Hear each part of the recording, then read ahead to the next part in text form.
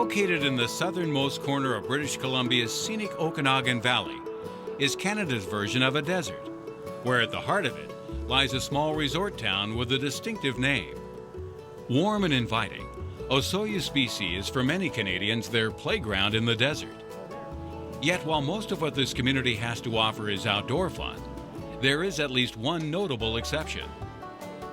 Like the fairy book World of Oz, the Osoyoos Desert Model Railroad is a magical place where imagination thrives and nary is a detail overlooked.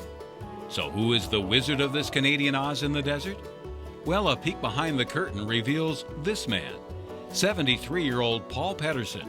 My parents had a small farm in Denmark, and just on the property line we had a wheel train running, So I've been growing up with trains just around me all the time. Although his fascination with trains started early, it wasn't until Paul married and started a family that his passion for model railroading began to gather steam. It's been a lifelong dream of his. He grew up on a farm in Denmark, and there was 7 kids and no money for trains, so that dream had to be tabled until we got married and could afford it.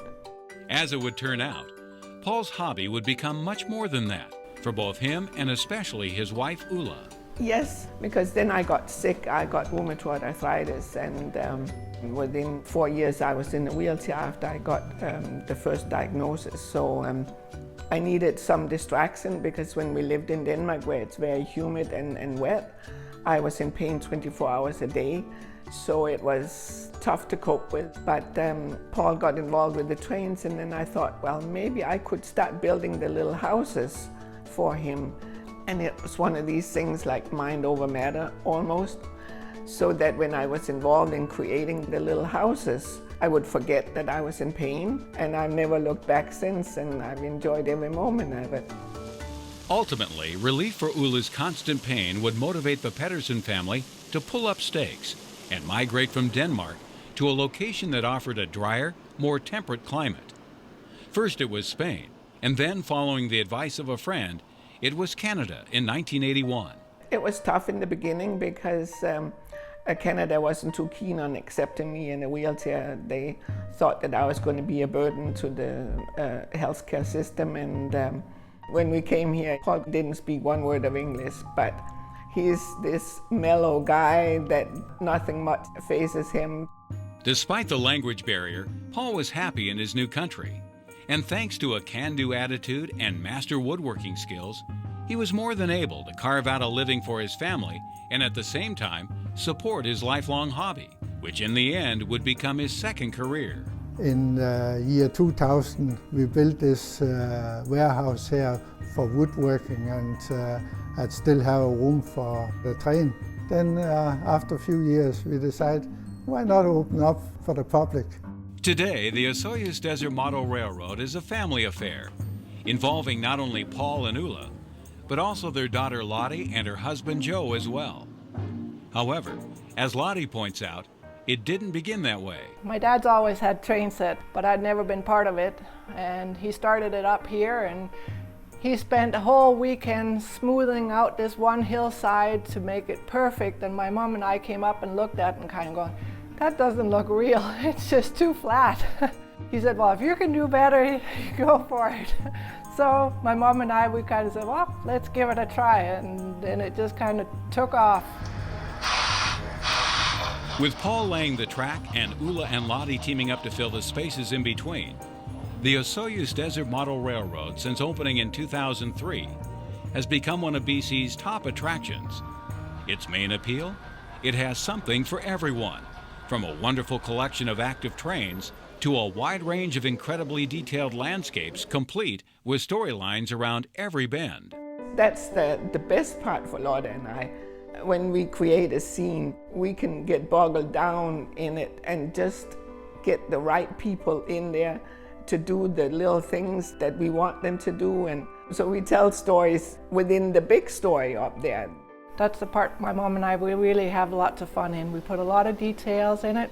I think one of my favorites one is the ski hill with the snow on it. And this year we have just put in a zip lining, because when we started this 13 years ago, zip lining really wasn't anything you heard of. One of the toughest scenes for us to create up there was the forest fire scene. Normally, the scenes up there are colorful and joyful and funny, and then all of a sudden we had to do devastation and bleakness and grays and blacks. All the houses come from Germany, and most of them are replicas of buildings that exist in Germany. So when we get visitors from Germany and Austria or Switzerland, they say to Paul, "Oh, I know this building." And so it's just fun that we have that connection. We have 45 trains that are running and all computerized, and the computer do the switching and signal so the train stop for red light and so on. But of course, like the real life, we do have accidents too, you know. Each year, the Pedersen family's model railroad welcomes aboard thousands of visitors from around Canada and the world. Yet regardless of where they're from or their age, their initial reaction is universal. When people come in and open the door, they don't know really what to expect when they come up the stairs, and then you hear them go, "Wow." So it's really neat to hear. Like an oasis in the desert, the Osoyoos Dessert Model Railroad is a must-stop destination for anyone thirsting for something different. In this case, a captivating miniature wonderland that entertains by expanding one's capacity to imagine.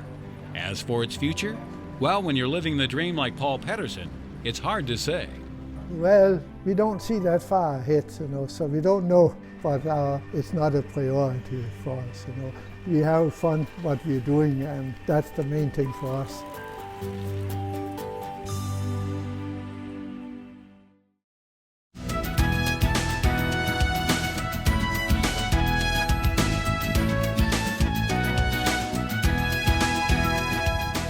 If you have an idea for Northwest Profiles, send it to KSPS TV, 3911 South Regal, Spokane, Washington 99223.